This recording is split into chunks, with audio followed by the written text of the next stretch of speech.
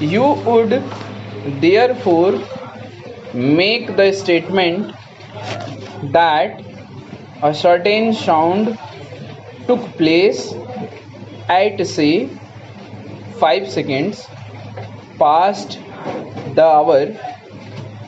I would say that it happened at about 2 or 3 seconds past the hour, while the people at the works would say that it took place just at the hour.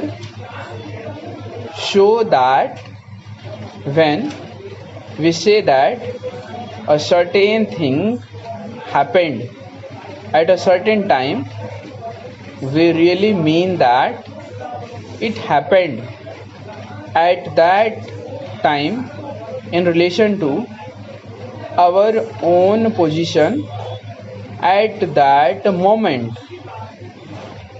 The relation of time to distance and the relation of immediate time to time as a whole are subjects in which people grow more and more interested. Two interesting plays have been written around the idea that everything that has happened in the past is still in existence. The point made by the plays being that a person who has a certain special sense highly developed can go back into the past and experience old and past events. But interesting as these ideas may be, there is another and much more usual point of view from which to consider time for all the general purposes of everyday life. We all understand time quite well. We know that each day is made up of 24 hours, that there are never 23 hours to the day and never 25.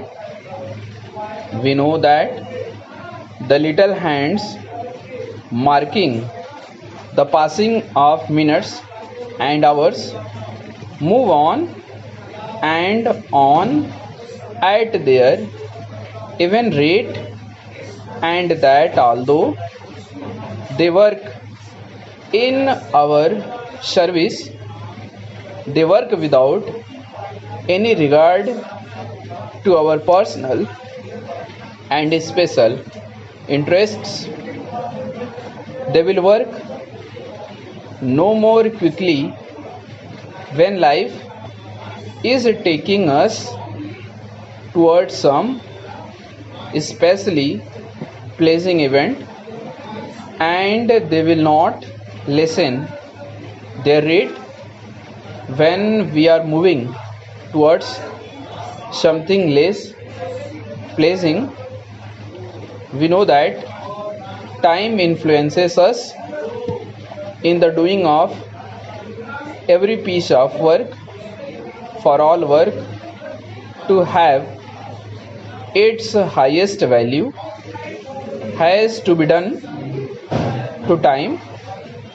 The chief who calls the members of the board together for a certain time must be ready when the board meets with the facts, figures, or questions which he wishes to put to the members.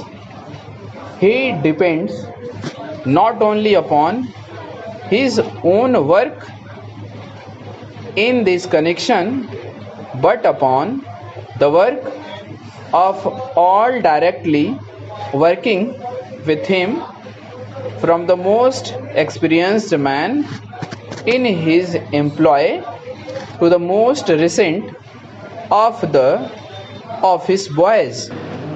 The motor manufacturer must show organize the year's work of all his men, that he not only supplies the day-to-day demand of the public for his product, but also has his new goods quite ready for the market at the expected time.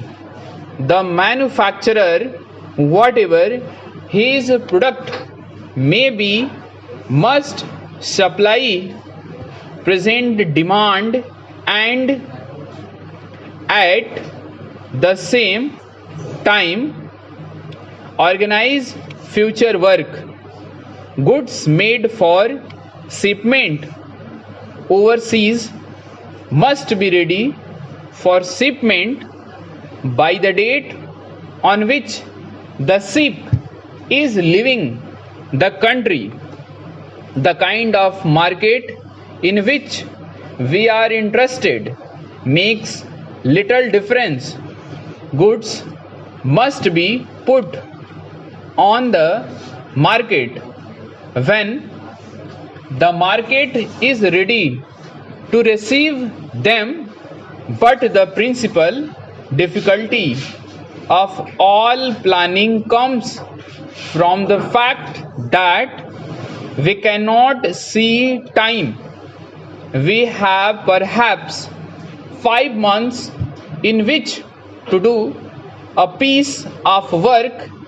There seems to be no need for an immediate start, and the papers in connection with it are put on one side. When the papers again see the light of day, we find possibly that we need information from another person, but to the second man this piece of work is something just received, and he in his turn sits on it for a little while, only to find, when he looks seriously at the work, that it requires the attention of a third party, and valuable days pass until we find that the work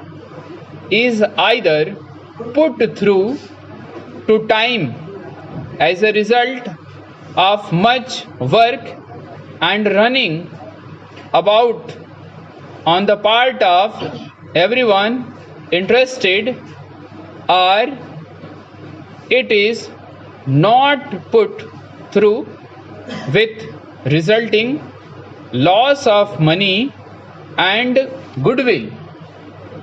Even when man has done his best, nature sometimes lets us down, and weather conditions hold up trains, planes and ships, and the perfect piece of planning works out less perfectly than we had hoped and expected.